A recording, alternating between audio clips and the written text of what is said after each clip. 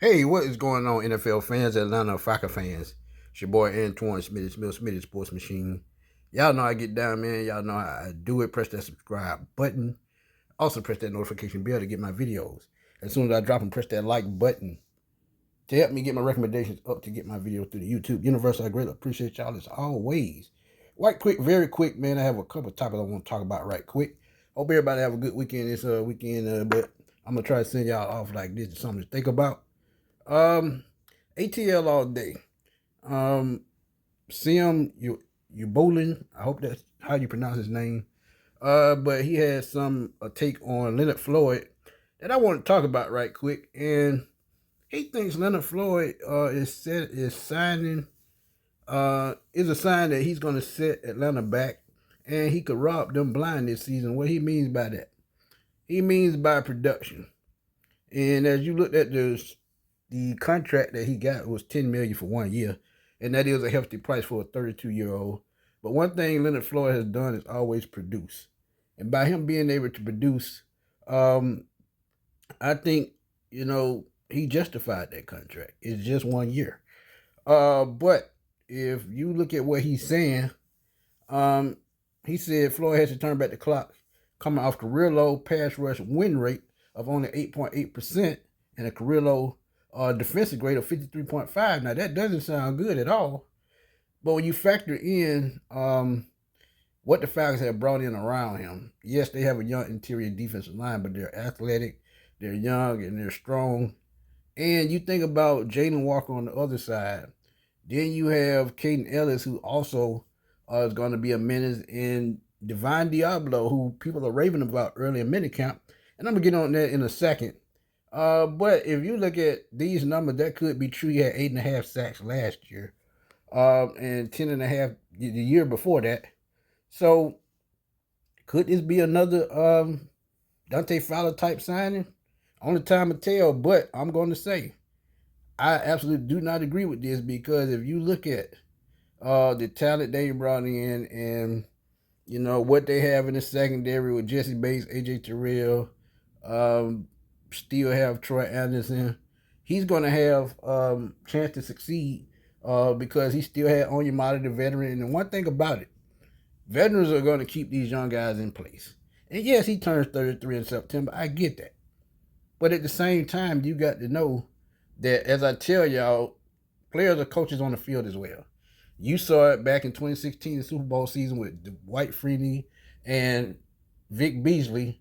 Once the Dwight Freeney left Atlanta, Vic Beasley went back to his old ways. Yeah, he still got sacks, but he never got close to that 15.5 that he had in 2016. So this is why I don't agree with one thing that we've learned this offseason with the Falcons. Yes, they're paying Kirk Cousins, but Kirk Cousins is not only a quarterback, he's also a mentor to Mike Penix. He's also a coach on the sideline. He's also someone that he has in the film room, does Michael Penix. So when you have veterans against these young players, the price is going to be hefty sometimes. So this is what you're paying for, not only production on the field. Yes, you want production on the field, but you also need tutelage in the film room, on the field, and give these young guys a feel of how the NFL should go and what makes it easier lane for them to get to success in the NFL. So I disagree with him robbing them blind. He has so many things to look at besides that. So I just definitely disagree with this, and I just think Leonard Floyd was an excellent signing because of these young players, and I think it's going to work.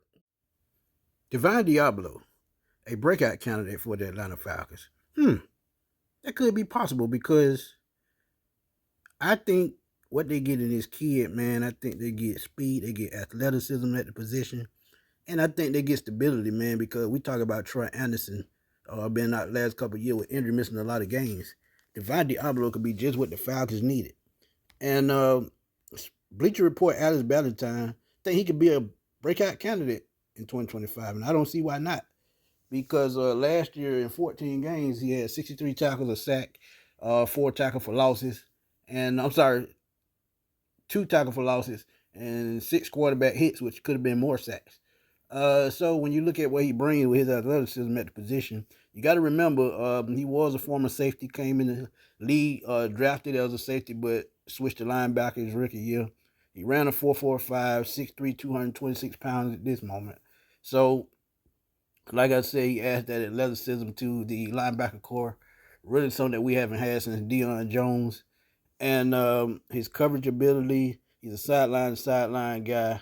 And he's made quite an impression on the Falcons coaching staff already because Raheem Morris thinks that he could probably wear the green dot by calling defensive plays on the Falcon defense, and that's an honor for a linebacker to get in his first year with a team.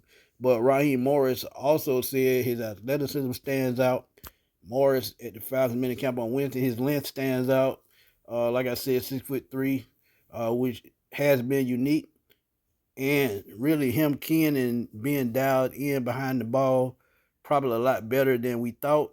Him and Caden has developed a really nice calm demeanor at linebacker, and that's bad news for Troy Anderson, who they drafted in the second round a couple of years ago, who, like I said, had been out with injuries.